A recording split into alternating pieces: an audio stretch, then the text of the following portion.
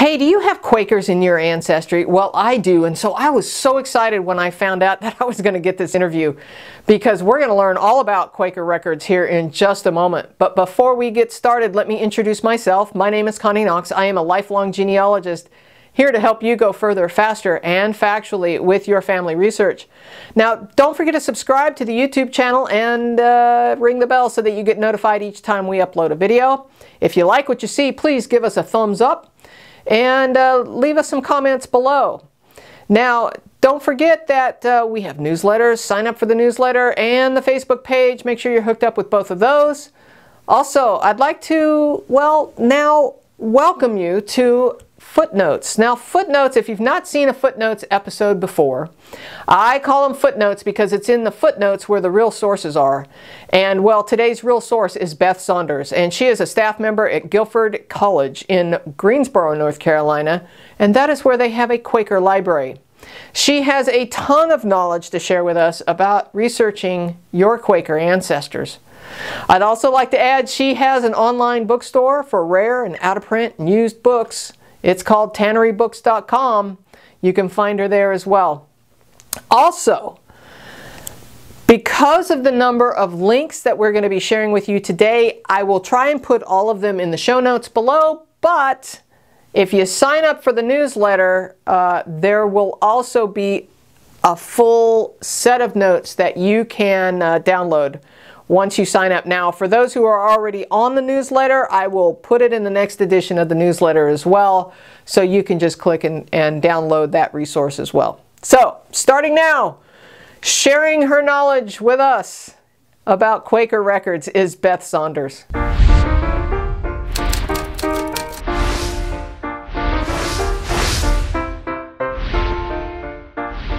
Well, welcome to Genealogy TV. I am so glad you're here, and I have to tell you, I am pumped about this one because I have Quakers in my family, and so I am super excited to be talking about Quaker research today. So let's get started with the basics. If someone is just, let me rewind just one second. When I was a teenager, my grandmother said, "You have Quakers in your history." And at that age, I was like 12 or 15, I forget, somewhere in there. And I didn't even know what a Quaker was, It was a guy on a cereal box, right? So I ignored it for a long time because I didn't know what it meant. And so I regret that.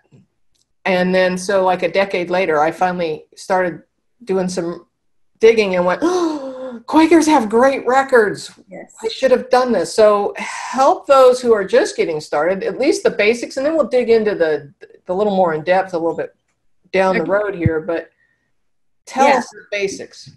Quakers are still around. We don't wear black and white. We're not Amish. So we get all kinds of confusion sometimes when people come in doing research for their families about that some people don't think Quakers still exist, and they definitely do. But way back in England, everybody didn't have birth certificates, right? So, and then the Quakers were kind of rebels against the established church. So they had to keep their own records, and especially since they didn't believe in priests or paid clergy. They considered everyone a minister. So they had to have really excellent records because the rest of the world would claim that, oh, you didn't really get married because you didn't have an Anglican priest there, or you're not in our Church of England record books. So that's when they started keeping the really good records. And the different kinds of records are births, marriages, and deaths. And then they kept minutes of their meetings. Generally, they would have monthly meetings for business, and sometimes separate men's and women's, kind of depends on the era and the meeting.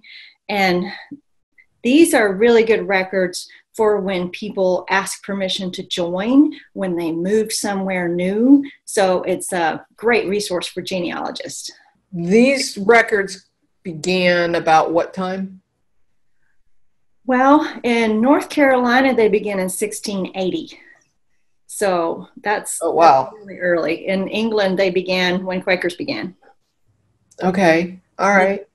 I find them fascinating because the level of detail that are in those records everything from maybe someone not treating somebody else appropriately, and so they've had a little squabble about it, or somebody not going to church often enough. And boy, we could talk about cemeteries. There's all kinds of stuff to talk about. But I know that one of the things that's important is dates. So let's talk about dates right off the top, because the dates are a little different than what we see today. Right. Thanks for bringing that up. The Quakers didn't like that all of the months and days of the week were named after pagan deities. So, and they sort of espoused simple in their lives and in a lot of different things. So they called it first month, second month, third month, and so on. And then first day of the week. Sunday was first day, Monday's second day, and so on. So you'll see that when you run into the records. So I also came across some great resources that help explain that a little bit more, and how the dates changed back in the mid-1700s. I think it was like 1750s. Right. And that is a great thing to know, because as soon as you start doing research in Quaker genealogy, we recommend that you write things down exactly as you found them. So if it says somebody was born on first month, second day, you want to write it down that way. Now, the dates changed. Prior to the 1750s, the year started in March. I believe it was March 25th. Right. So it always starts in the spring. So when you're looking at those old dates, then I like to just add 2 to think about the years the way we think of them now, so that March, or subtract 2 if you're talking about the old time, subtract 2 so that March would be first month. And when you run across 8th month, that's October. And actually, if you know the sort of origins, oct means 8, sept means 7. So December, DEC stands for 10. So that kind of helps you remember too, because that's the way the months used to be.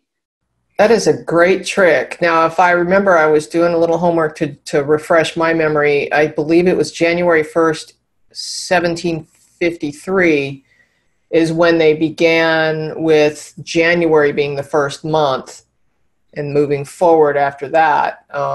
But I also know, and maybe you can help me remember this, but I recall there being, some of the dates were written like, gosh, I can't remember, it was 51/52 or 52/53, so that, because as they were going through that conversion of dates, they were trying to make it clear as to what date they were talking about, but I find it even more confusing. Right. I don't know if you can reflect on that at all. Sure, that's a great point. First off, I hate to say that it started on a certain day, because, and by the way, the rest of England and plus the Catholic world changed dates a lot earlier. The Quakers everybody used to start their year in March for hundreds of years. But then the Pope and then the Church of England changed to this new start in January thing. And the Quakers said, no, we're not having any of it. So they were just the last to change. I did not know that. Yeah. So 1750s, I think of that in a general way. If you're around that era, like I said, you want to write it down exactly as you found it. And I think you were looking at an epistle from London, some guidance about changing it that was like 1751. I like to think about it because of my own family research around 1753, 1754. So if you're right on those days, what you want to do is look in the minutes of that meeting, and they'll probably say when they changed it. Okay. As word got around. But it generally 1750s, after, before, you safely know where you are. Well, I'm glad you cleared that up for me, because I have always wanted to know. So thank you. And then I want to talk about, you talked about the slashes. Oh, yeah. When I first started doing research, if I found something that said 1732/33, or probably the 40s or whenever you got closer to it, I thought that meant they weren't sure that somebody was born about that time. Well, it doesn't. It means old style / new style, because especially over here in America, they were hanging around with all these other people that didn't use quite the same year as the Quakers did. So they started saying old style, the way we keep our records, / new style, the way the rest of the world keeps their records, so that people would understand. I am so glad you said that, because I have seen that in many records, and I was always confused. I know it's another. Sorry, I just want to mention, you're only going to run into that / in the winter, because that's when the years weren't the same as the rest of the world. If you're in the summer, you may be 2 months different, but you're going to be in the same year. Good point again. Well, okay, so that's huge. I mean, really, because I've done a lot of research in the Quaker records, and we'll talk about abbreviations in a minute. But you know, I know that that stuff's a little bit easier to learn. But to me, the dates thing has always been kind of confusing. So let's talk about Mr. Henshaw's Encyclopedias. Yeah, isn't that a great resource? Look what I have. Yay. I have a very old copy. Here, I'll pull it up so everybody can see it. This one happens to be North Carolina. This is volume 1. But explain about these awesome resources. Right. They've been awesome resources since like late 1920s, early 1930s, right? Yeah, I think this one says it was a publication date of 38. Yes. This one happens to be a 1978 reprint from the Genealogical Publishing Company. Right. 36, excuse me. By the way, if you get a really early one, or, well, actually it doesn't matter, but yours I'm sure has a supplement, because right after Henshaw published this Encyclopedia Volume 1, they found some records in, I think it was Perquimans or Pasquotank County. So if you're on like in the page 90s and you say 90A, 90B, they just kind of added all those in.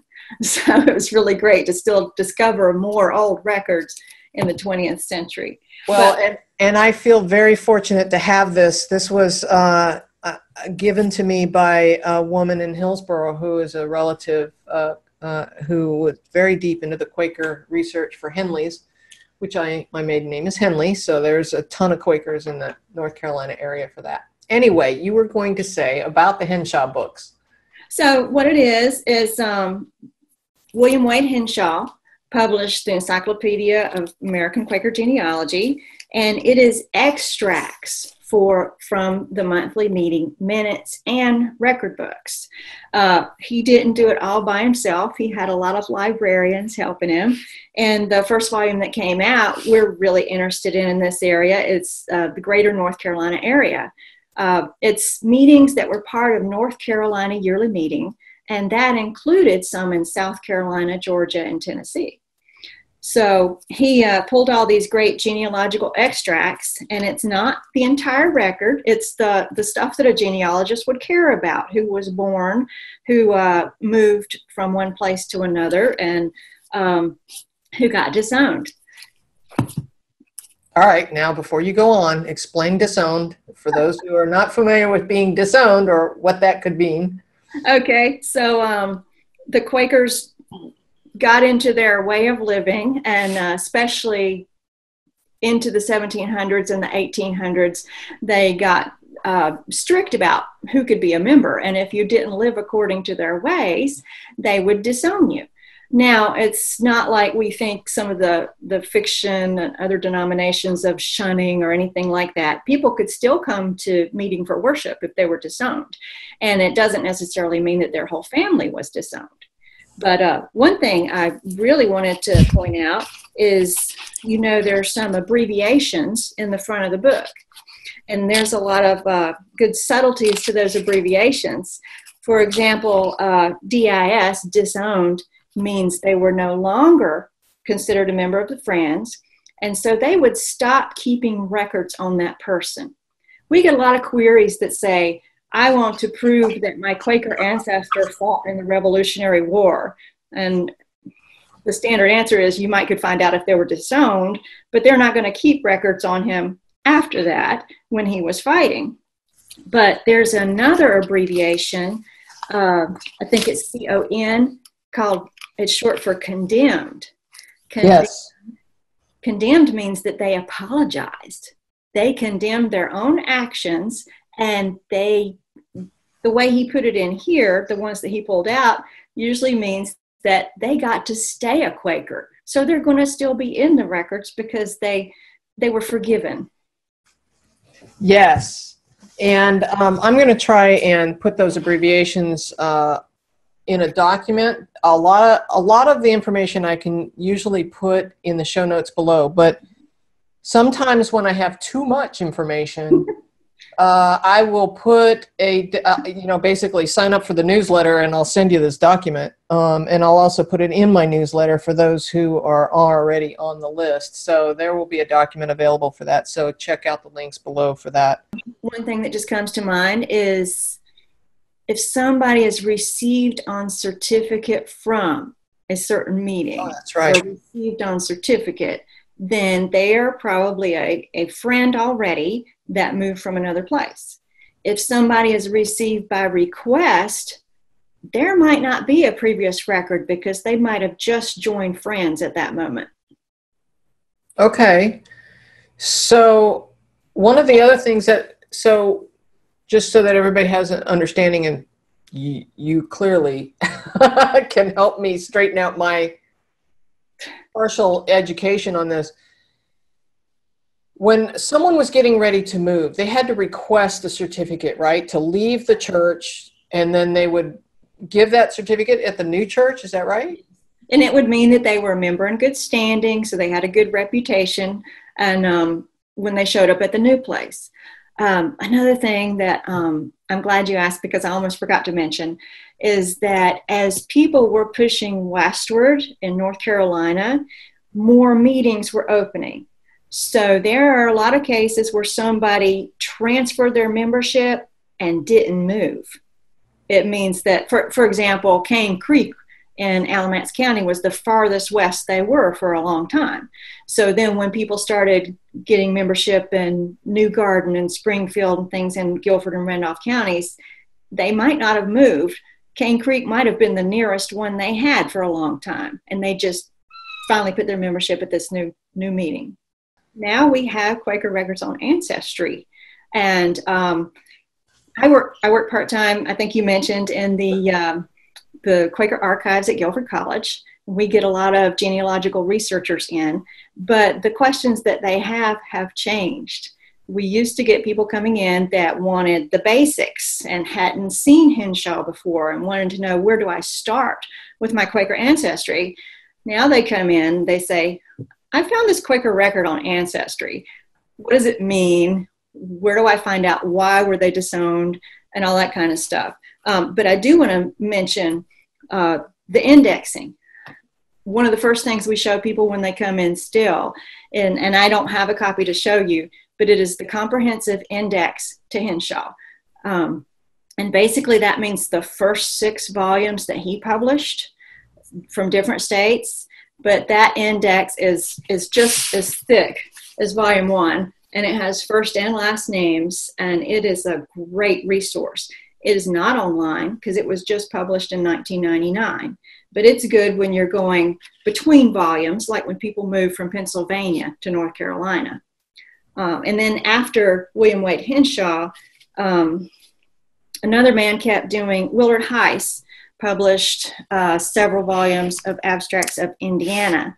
And I wanted to mention that the blue book, the index to the first 6 volumes, is really, I think, just as good as the indexing on Ancestry still. It's a great resource to start with, especially when you're flipping from book to book or when somebody's moving from meeting to meeting. However, the Indiana books, they have a whole separate index. It's only surnames.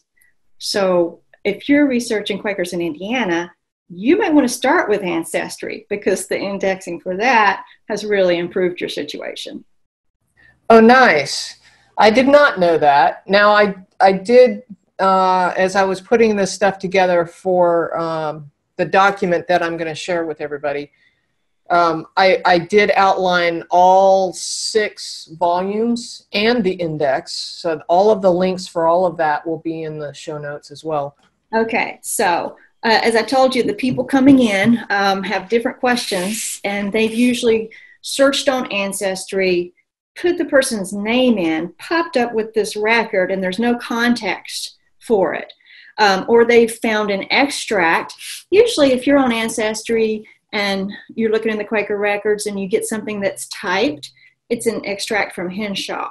If you get that old handwriting, then it's from one of the actual record or minute books. But so one of the things I teach people when they come into the archives and they've already seen some things on Ancestry is not only the abbreviations, but each meeting in here, and it'll be hard to hold up the show, each meeting has 3 sections. One is like the history of that monthly meeting.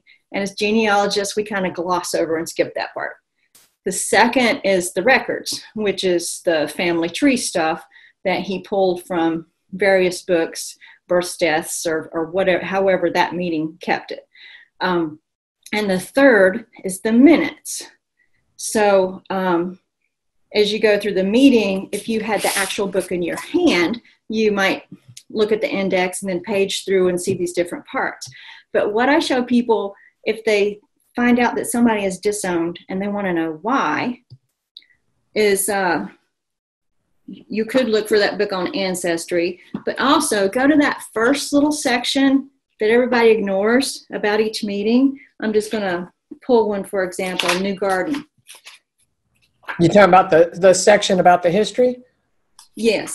It's usually like 1 or 2 pages at the very beginning. Mm-hmm. That says when it started. And when it started actually becomes kind of important. But if you turn to the very end of that part, the last paragraph will tell you what primary resources exist for that meeting and where all the records in the other sections come from. So, for example, New Garden says that birth, death, and marriage records are in 2 volumes, and it's Roman numeral 1 and Roman numeral 2 in these other pages. The men's minutes are from 1754 to 1888, and the women's minutes from 1790 to 1878. The women's minutes prior to 1790 were destroyed when the house of Prudence Williams was laid waste by fire. Wow. So that helps you to know what exists and what you can get to as far as your original record. And if you want to, we can go look on Ancestry and see what one looks like. All right. Go up to Search Card Catalog. This is one of my favorite tricks.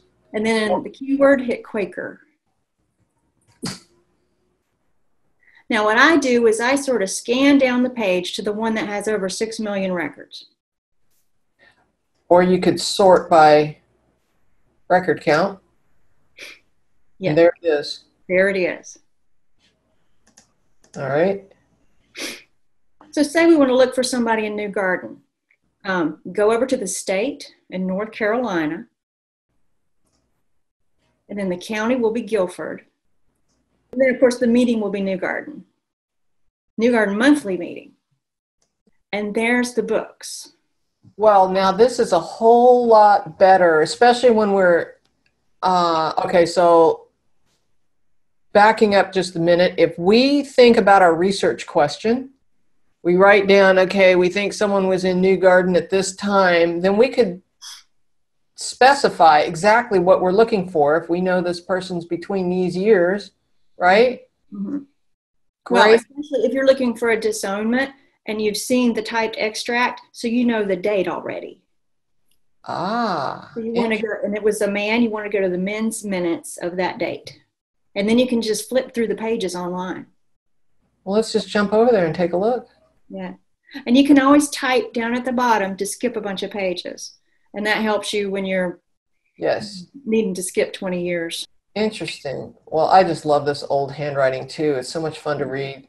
So those are the actual minutes. Isn't that cool? The extracts, yeah. So does this have, oh, this does show information in here as well. Mm-hmm. And that is, in this case, it's only one person, but. Yeah. And that varies, I'm afraid. People all around the country did this indexing. So some are indexed very well, some not so well, some were harder to read. And if you find something, you can always save it to a person in your tree. Right. Or download it. I've done that many times. One thing I want to point out is when people go to a page like this, they might not know where it came from. So if you look up at the top of the page, because if you're searching on a name, it's going to take you directly here, right? Yeah. Go up to the top of the page and you'll see what book it's from. And once in a while, I'm afraid there are some metadata or label errors. If it doesn't quite match, like you're looking for a vital record and it says up at the top that you're in the men's minutes, sometimes they scanned an entire microfilm reel. And you're going to want to maybe use that film strip at the bottom to go back and see what's on the beginning of that microfilm, or where's the beginning of your actual book. And that's going to help you cite your sources. Exactly. That's exactly where I was going next. So one of the things you can also do is what I like to do, even though it might say that we are on, you know, page, I'm making this up, 18, I always like to note that the image number is image number 10, and I always go back to the beginning and to the front matter of this section and take note of everything that you see here as well. Exactly. Excellent, excellent, excellent. I love this stuff. And when somebody was disowned, usually they'd be complained of 1 month and a committee would go out and investigate, and maybe they'd try to get in contact with them. So there might be several entries there that you want to read to find out what's going on with your ancestor. Yes, because they always, you know, it seems like on all the records that I've read, there's always, it's kind of like problem and resolution. So there's a problem or a complaint stated, and then there's a resolution, or there's a marriage announcement and a resolution as to whether it's okay for them to marry. Or, you know, it seems like there's always two parts to a lot of what was happening in these records. So great stuff, great stuff. 4 major American repositories of Quaker records made an agreement with Ancestry. So you have Guilford College, which is basically all the Quaker records for the Southeast, Earlham in Indiana, and Haverford and Swarthmore in Pennsylvania. So those are online with Ancestry now. Any of the older records, you know, the genealogists would be interested in. For privacy, of course, we keep the modern minutes off of there. But a couple that are missing that don't have an agreement with Ancestry right now, as far as I know, are some New England area Quakers. They work with a historical society, I think, on Nantucket. And so those, I don't think those are online at all. And then Ohio, we had a lot of people migrate from North Carolina through Ohio and not just Indiana, and those records are not online. Okay, well, that's really good to know for folks who are researching in those areas too. Let's talk for a minute about meetings, because I don't know that we clearly explained that. The differences between, we have men's and women's meetings, we have monthly meetings, yearly meetings, I think there's quarterly meetings even. Yes. So, what is there for genealogists? And it's my understanding the monthly meetings are the best for genealogists, but help me out. I agree. I think the monthly meetings are the best for genealogists. So basically, Quakers, or especially early Quakers, didn't want to call their building a church. So they thought the people were the church, and they could meet anywhere. They met in homes or whatever, and they usually started in homes, especially for new meetings. So when they became established, they would meet together for business matters once a month. So they started calling it, with their simple language, like the months, they started calling it a monthly meeting. Generally, it's one official meeting or church, and several meetings that wanted to meet together before yearly meeting. By the way, our yearly meeting is sort of a state thing. It can be a large region. London is basically sort of the all of England yearly meeting. So it depends on your region. Is there a quarterly meeting? Yeah. I wanted to say that sometimes, especially when they were new, there might be 2 meetings in a monthly meeting. So Marlboro and I think Plainfield Friends, I'm not sure, for a long time they were one monthly meeting together. But generally it's one established meeting or church. And all of the big region met once a year. That's yearly meeting. That was sort of the top dog organization. And people wanted to meet more often than that, especially when they lived a little closer. So that became the quarterly meeting. So meeting every 3 months together, that would be several monthly meetings together. I hope I haven't confused that. But you're right. I think most of the genealogical information is on the monthly meeting level. Quarterly meetings, they're good for when you don't have monthly meeting information. You want to see if somebody was mentioned, but basically people sent their representatives. So it's not going to be all encompassing as far as the membership. I know one of the things that I discovered as I was reading through some of the Quakers in Randolph County that I've studied quite a bit was it was kind of interesting, because if somebody wanted to get married, apparently the men's meeting notes would say that we're sending Joe or somebody over to meet with the groom and I guess the family. I don't know, explain that. Okay, so when somebody wanted to get married, they would announce it in front of their people. And instead of, say, the non-Quakers were out there publishing the banns or getting a marriage bond, the Quakers would announce it to their people, and that gave everybody a chance to say if they thought somebody was already engaged to somebody else, or if there's just a general problem. There were problems sometimes when somebody wanted to marry a first cousin and the meeting didn't like that. But usually there was no problem. But they would announce it at a couple of different meetings for worship, like on a Sunday morning, and they would come to the business meeting and officially announce it. And they might have to go to her meeting and his meeting and announce it there. And they would form a committee and go make sure none of these problems were happening, you know. Right. They were in good standing in the community. Right. And that's the men's meeting usually would consider the man, and the women's meeting would consider the woman. And that's one thing to point out maybe in Henshaw is all the minutes are together. Henshaw pulled out men's and women's and put them by surname. So if you have one that's the man, about the man, and he's approved, and it's on the same date as one about the woman, that's probably one from the men's meeting and one from the women's meeting. Interesting. Because I know that I found several references, the announcement that they were going to get married and let's form a committee and go check on these people. And then they would report back. That was in the meeting minutes as well. They've reported back and everything's cool, you know, and they recommend everything's fine, I think is kind of what I recall reading. The dates, sometimes people think that the date that was approved is their marriage date, but they would probably get married between that one and the next monthly meeting. So were they truly monthly meetings, or did these folks go to church every week? Like, you know, it's monthly for business matters, which was approving things and transfers and things like that. It's weekly or twice a week for worship. Okay. So here are some little more in-depth tips. And one is that I use a version of this book at work at the archives all the time. Stephen Weeks's book, and it's like Henshaw. Our nickname is just the guy's last name, so I call it Weeks, you know.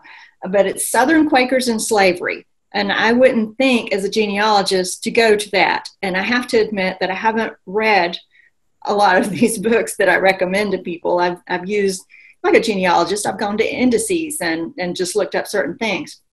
But it is a great resource for genealogists because in the back there are these tables of monthly meetings. He published it in, I think, 1899 or 1898.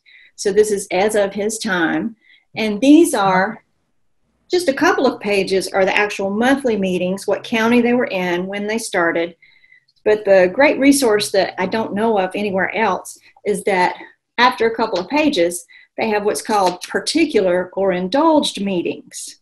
So these were the unofficial meetings, either that didn't make it or that became a meeting later and they were just getting started.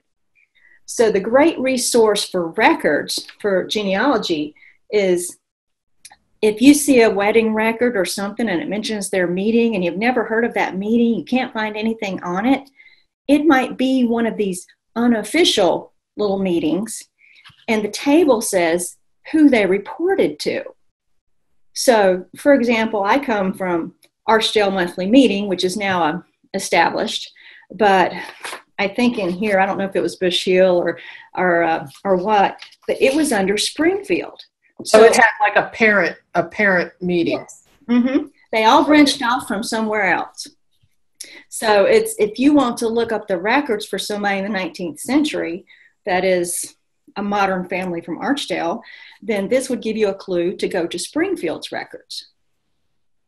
I know a lot of times these folks were wanting to establish a meeting because it was too hard to get to the meetings because it was either too far, or in the wintertime there was too much snow to get through, or mm-hmm. And Springfield is a whole 2 miles away.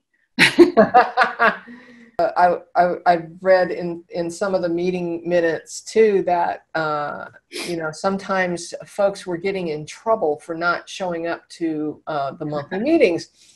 And I remember reading one of the excerpts that when they investigated as to why this person wasn't showing up, it was because the bridge had been washed out in one of the recent storms and he couldn't get there. And they're like, you know, so I just thought it was interesting. So it's my understanding that that book, and I'm going to try and share this, that book that you just showed us, is this the same book? Yes, and the chart is down on what, page 331, way down near the end, but it's before some index and appendix things. So this book is available on Google Books, and I will put a link for that in the show notes as well. Okay. And I wanted to show you one thing I don't think is in the Google Books is a map. We actually have this framed in the archives, but Stephen Weeks, and I don't want to unfold it because it's fragile, but it shows where the meetings are as of his time, including extinct meetings. They're a different color. So that's a nice little reference of where things are around the state. Are there reprints of that book? Might be. I'll have to dig around. If there is a reprint, I'll put it in the show notes too, because I'll find it. I think the map is on the Library of Congress website. So maybe if the map that's in the back of that book. Yeah, the actual color map. I think they have a scan of it there. Now I know what you're talking about when you mentioned the map. Let's talk about the Quakers and the Civil War, because I know that the Quakers did not believe in fighting. So how on earth did they get through that era without getting, you know, in trouble with the rest of the community for not fighting for or against slavery? Some of them did get in trouble. Some of them got arrested and tortured, and it was a really rough time for everybody. We at Guilford, we have this resource on our library guide called the Underground Railroad, and interest in that has just exploded lately. So there's not only some basic stuff if people are just mildly interested in it, but my supervisor, the archivist, has written a teacher's guide to the Underground Railroad that you can use in the classroom. There are also some primary sources that we have online. In addition to the Quaker Monthly Meeting records, we have manuscript collections. So some of them are actual letters that people wrote back and forth during that time, including, it's Henshaw's papers, I think, including a man who went all over the state and up to Richmond, Virginia, trying to free young Quakers who had been arrested for not wanting to fight. Well, how involved were the Quakers in the Underground Railroad? It really varied. So, for example, my family, I can't say personally that anybody was involved. They didn't own slaves, but they just generally were really busy with their farms and weren't necessarily activists. But then you had some Quakers, like the Coffin family, who actively smuggled runaway slaves to the Midwest. And there's a place in Guilford County called Mendenhall Home Place, and one of the original false bottom wagons is there that you can see where slaves hid in, and then they put straw on top of the false bottom. They say there's only 2 in the country, and there's one that you can go see there. Wow. Well, next time I'm in the area, I'm going to check that out. Okay, so sometimes people get beyond the dates. You know, somebody was born, somebody died, and maybe you want to know what your ancestor's life was like. We're starting to get more queries like that too. So Quakers wrote. They wrote lots and lots of books. And we have modern books like you were talking about. I don't think I have Back Creek. Yeah, we do. We have Back Creek right here. So we have modern books that people have written that are more about the meetings, and not just names, but about life and what went on in those times. And we have really old books, because even back in the colonial days, there were these traveling ministers. Since they didn't have preachers at the early Quaker meetings, and some still don't today, these traveling ministers would go around and encourage them and check on them and pray with them. And they kept journals. They were really great about keeping journals. So this one, for example, is Job Scott. And there was this traveling minister from England named Catherine Peyton. And I wish I had the quote written down, but she writes about visiting all these little meetings in South Carolina, North Carolina. And she gets to Eastern North Carolina and she says, "It's no wonder all these people are sick. They don't put their whiskey in their water." Because in England, she kind of needed to drink the water. Oh, that's hilarious. Yeah, it's so cool. Go ahead. Sorry. And then this isn't so much North Carolina, but there's a lot of good stuff. And I've done my family research some in South Carolina. There's the Annals of Newberry, which is not a Quaker book, but it has a lot of Quakers in it. And he talks about what they wore and how this one lady stood up and said the same thing every time. And he mentions a lot of names, and it's good, but it's kind of funny too. And that's hilarious. This is another one. This is based on writings in the 1700s by an Anglican minister who traveled around the wilderness of South Carolina. And he wrote about some of the Quakers too, but he's just really scathing on how backwards all the pioneers were and how the women ran around barefoot, and not necessarily Quakers, but just all kinds of things. And he's hilarious too. Let's talk about migration patterns, because I know that some of my Quakers moved from North Carolina. I think they went through Indiana, but I haven't proven it yet. And they ended up in Kansas. I'm out there. Not as much of an expert on the migration patterns. I mean, I know that people left here, but they went all different places. Indiana, Ohio was one of the original places that you're going to find their records when they were moving, but they might have gone on beyond those places, kind of like here when they had their membership at Cane Creek, but they really lived farther west. They had to establish something first before the records start. But yeah, there was because of slavery before the Civil War, and then because of sort of poverty and hard times after the Civil War, and hearing about good, rich land in the Midwest, people were just leaving in droves, which was hard on a lot of meetings don't exist anymore. But we actually had help from Baltimore Yearly Meeting. They sent people down to teach farming methods and start schools and really encourage Quakers to stay in North Carolina. Okay, so if we go back in time, people that are immigrating into the United States, was there any reason why Quakers would be coming to the United States? Do you have any understanding of the history back then, coming from England? Right? It was England, right?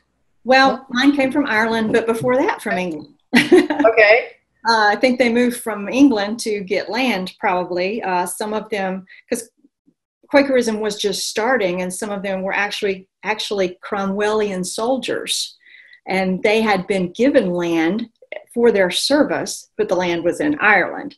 And that's sort of my little family path. But then with different kings and queens and regimes, things got harder and harder on any, they called them dissenters. If you weren't with the Church of England, you were a dissenter. And so some Quakers moved to America for religious freedom and new opportunities. There was also a famine in the 1730s and 40s in Ireland that is not the one that everybody knows about. It was actually called the Little Ice Age. And so I think some of my family ran into that, and they moved here, where America, I think, to create some boundaries between the population centers and the Indians that they were having trouble with, encouraged people to migrate here and gave them land for coming if they would settle in the unpopulated areas of, say, the Carolinas. We were going to talk about African American genealogy as it relates to Quakers. I know there's not a lot there, but is there anything? We have a very small resource online that I probably need to go in and edit, because so much more has opened up in the last couple of years. Let me back up. The people will call us with questions about, do you have list of the slaves that Quakers helped? Well, the Underground Railroad, it was illegal to help the slaves, and so they didn't write this stuff down usually because they didn't want to get persecuted and caught. So we have very few actual records like that. And actually, it got to where it was illegal to free your own slaves in North Carolina. The laws got really bad. So for a while, people didn't agree on the different things to do. Some wanted to send them to Africa or Liberia. Some wanted to send them to the Midwest and to Canada. Some wanted to keep them here because some of them wanted to stay here and they wanted them to have a say. So the ones that wanted to stay here, North Carolina Yearly Meeting as an entity owned them. Since people couldn't free their slaves, they'd give them to the Yearly Meeting and they would take care of them. Well, that's interesting. But we, as far as I know, don't have records of those names. That's one of the reasons people will ask us. Right.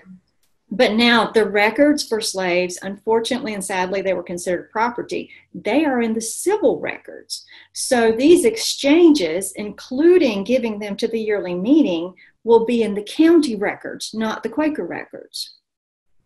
And those are getting more and more online. Well, that is a huge tip for anybody doing research there. And I would also like to point out, be mindful of border changes on the county. So if you're looking in what you think is one county, pay attention to when the borders change, because it might have been the neighboring county. So just another heads up. All right, tell me about the Quaker Cemetery site. So I think we launched that late last year, and it's not some comprehensive, you can go there and look up a name. Basically, we're at the archives, we're still getting in records all the time. Some are less interesting, like, committee meeting minutes, things of the yearly meeting. Well, there was this cemetery committee of the North Carolina Yearly Meeting that met for many, many years, and sometimes they were more active, sometimes less active.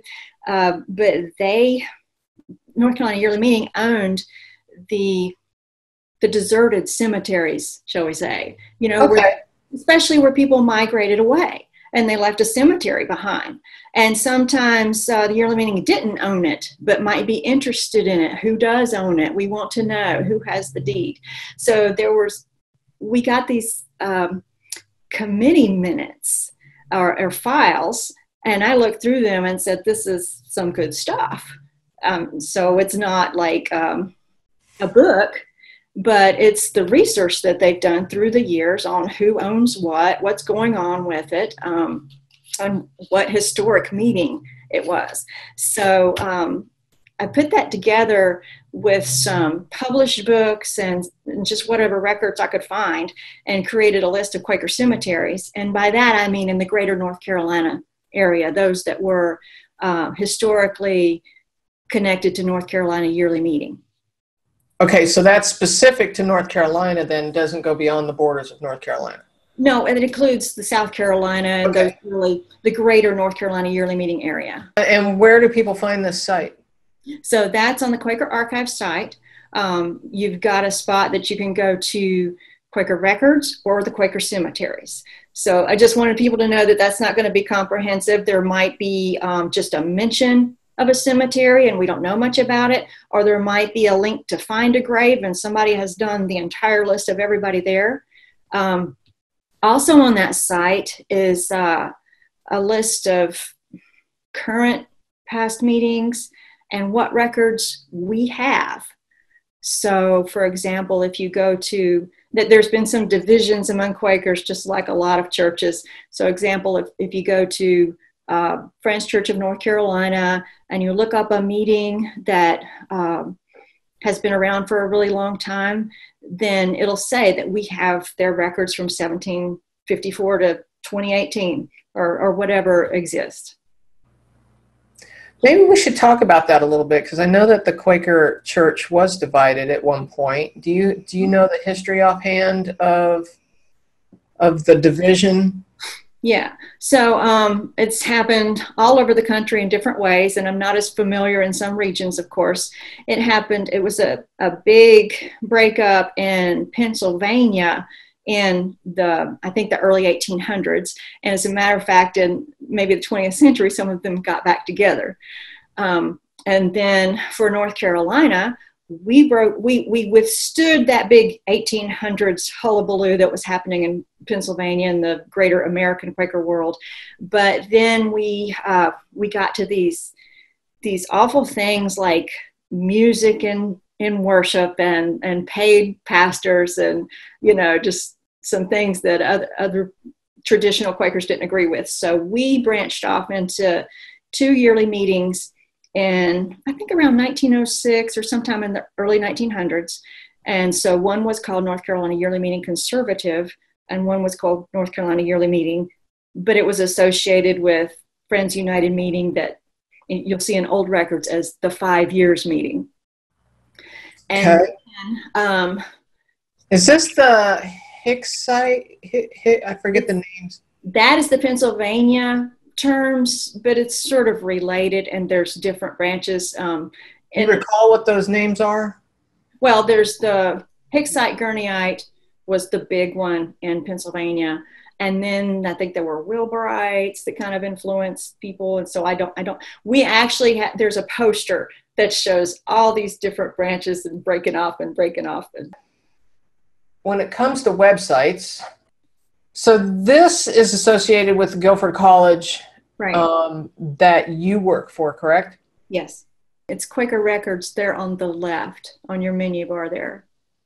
Okay, now here's where on the left you can see the different yearly meetings that exist kind of now. And then on the right there, you can go to the cemetery site or the Quaker Genealogy site. We talked about Quaker cemeteries, and there's more information here. Is this the site you were referring to? You are on the Quaker Cemetery site. Wonderful. And I will put a link for that in the show notes again, but that's library.guilford.edu/Quaker Records is where I'm at right now. I found this little page fascinating because it really helps talk about the dates and the early dates. And I just, as soon as you see an old page, it kind of catches your eye, right? Well, I really thank you for giving us all this information. If somebody wants to find you, how do they do that? Okay, well, I'm not all in one place, but I'm the genealogies and things I do is at genealolegacy.com, and that's getting started. And then I have a bookshop with old and rare books at tannerybooks.com. And I was playing around on the Tannery Books website and I was having a great time. In fact, I'll share that right now. Here, you have some really great books. So you have an online historic book site. Is that correct? Yes. Yeah. There's a Stephen Weeks right there. Looky there. Wow. Yeah, of course, those of us who just oogle about all of this really cool stuff. And you know, look at these old books. Oh my goodness. Wow. I don't know where you find this stuff. I'm a book magnet, so I have to sell some. Yeah, I hear you. Well, I truly appreciate the time and the education. I find this stuff so much fun. Quaker research is a blast because God bless the Quakers for keeping such great records, and as a result, a deep history, family history, and so I'm very grateful. Thanks for having me. I really enjoyed it. Thank you. I appreciate it. Well, that was great stuff. Thank you, Beth, so much for the interview and sharing all your information with us. Don't forget, she has a bookstore at tannerybooks.com. And, well, do you have Quakers in your background? Tell us about it in the comment sections below, and tell us where your Quakers are from. Maybe throw some surnames in there to tell us what Quaker surnames you have and the states that you're researching in. All right, so don't forget, there are links in the show notes below. Sign up for the newsletter so that you can get the full download of all the show notes and all the links associated with it. Don't forget to subscribe and ring the bell so that you get notified each time we upload a video. Also, if you liked it, please give us a thumbs up. And until next time, keep on climbing your family tree.